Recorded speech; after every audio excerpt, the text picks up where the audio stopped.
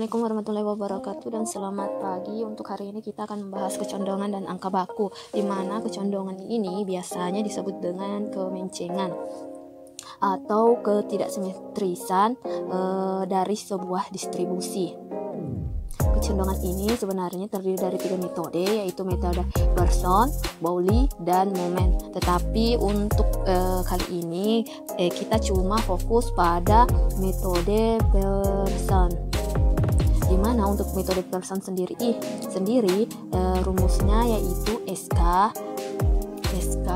atau ini biasanya adalah simbol dari kecondongan atau kemencengan yang berasal dari kata skewness, terus sama dengan rata-rata dibagi dengan modus dikurang dengan modus dibagi dengan simpangan baku atau biasa juga disebut dengan standar deviasi. Terus di sini untuk kecondongan itu hasilnya juga terbagi atas 3. Jika SK atau kecondongan itu sama dengan 0, maka kecondongan untuk sebuah distribusi itu adalah simetris, yaitu tepat berada di tengah. Sedangkan terus jika SK itu atau kecondongannya lebih dari 0, maka lebih dari 0 itu berarti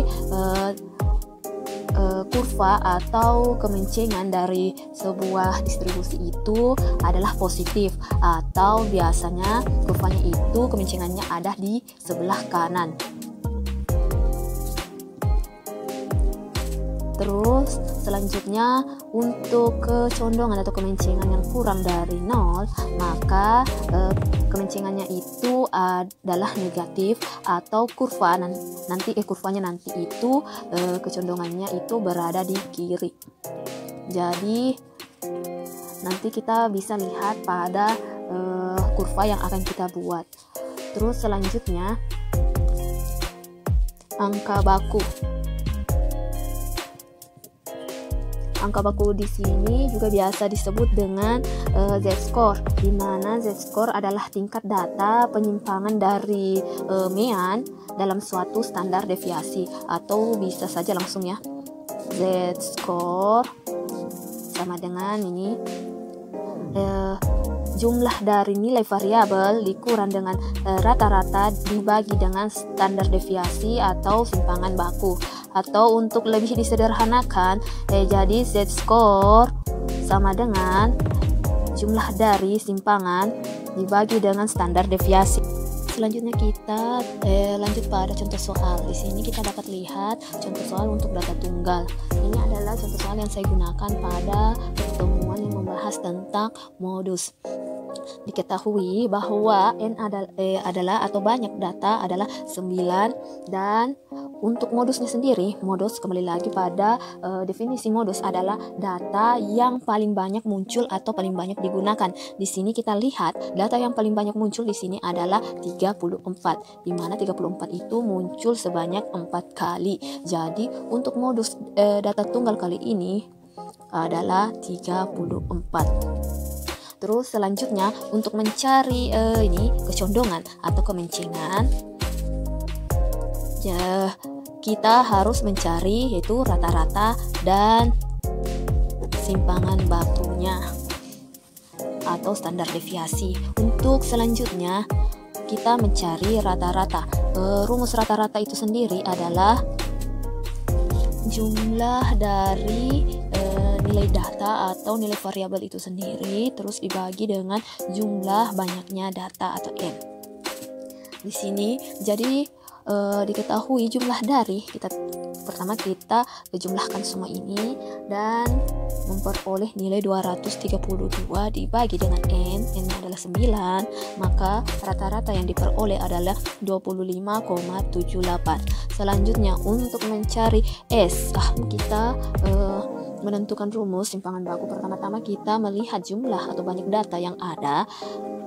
Jika dia lebih dari 30, maka kita akan menggunakan sampel populasi, dan jika dia itu kurang dari 30, maka kita akan menggunakan sampel rumus untuk sampel. Dan kebetulan untuk data tunggal yang kita gunakan di sini banyak datanya kurang dari 30, maka kita menggunakan rumus sampel.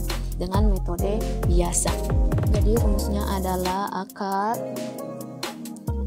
jumlah dari simpangan atau X mutlak terus dari pangkat 2 dibagi dengan N dikurang 1. Ini adalah rumus sampel untuk standar baku. Selanjutnya untuk mencari nilainya, maka seperti kemarin kita lebih menggunakan tabel penolong atau pembantu. Setelah kita memperoleh nilainya seperti ini, adalah langsung saja 747,57 dibagi dengan 9 dikurang 1 sama dengan akar 93,45 sama dengan 9,67. Maka untuk standar deviasi yang diperoleh adalah 9,67. Jadi setelah kita memperoleh nilai dari variabel yang ada di dalam rumus ini, kita langsung masukkan nilai-nilainya saja, yaitu rata-ratanya itu adalah 25,78 dikurang dengan modus yang adalah 34 dibagi dengan 9,67. Terus di sini hasil penjumlahannya yaitu minus 8,22 dibagi 9,67 sama dengan minus 0,85. Jadi untuk kecondongan data tunggal ini yaitu kurang dari SK-nya, kecondongannya kurang dari 0. Maka jadi nilai yang diperoleh adalah minus 0,85, berarti kecondongannya lebih kecil dari 0 atau bisa dilihat kecondongannya itu negatif. Jika di gambar kurvanya itu nanti kurvanya itu akan miring ke kiri. Sampai sini selesai untuk data tunggal khusus untuk kecondongan. Terus untuk data angka baku atau Z-score, karena kita Z-score ya,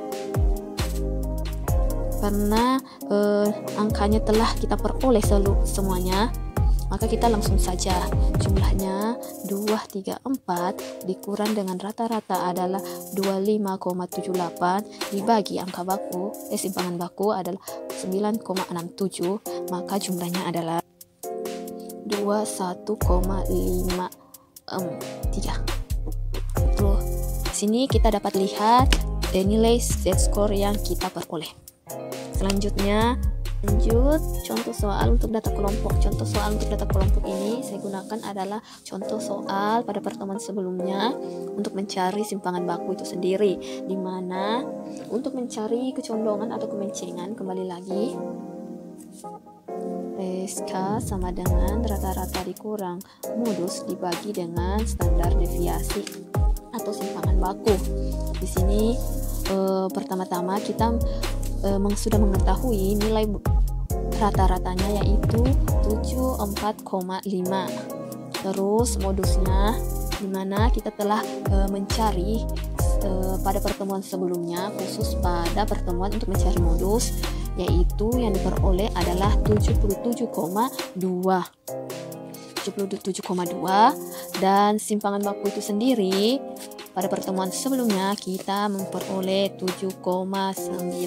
Maka langsung saja kita memasukkan nilai-nilai yang telah ada, yaitu rata-rata 74,5 dikurang modus pada pertemuan sebelumnya yaitu 77,2 dibagi dengan standar deviasi yaitu 7,9, maka kita jumlahkan minus 2,7 dibagi 7,9 sama dengan minus 0,34. Sekali lagi kita dapat SK-nya kurang dari 0 atau dia akan kecondongannya itu negatif. Asal ini itu dia kurang dari 0 atau akan kecondongannya berada di kiri. Untuk kurva data kelompok, dimana di sini adalah nilai, terus di sini adalah banyaknya frekuensi. atau biasanya di sini adalah X, nilai tengah. Di sini nilai tengah dari 31 sampai 40, nilai tengahnya adalah 35,5. Jadi kita tulis di sini 35,5, 45,5.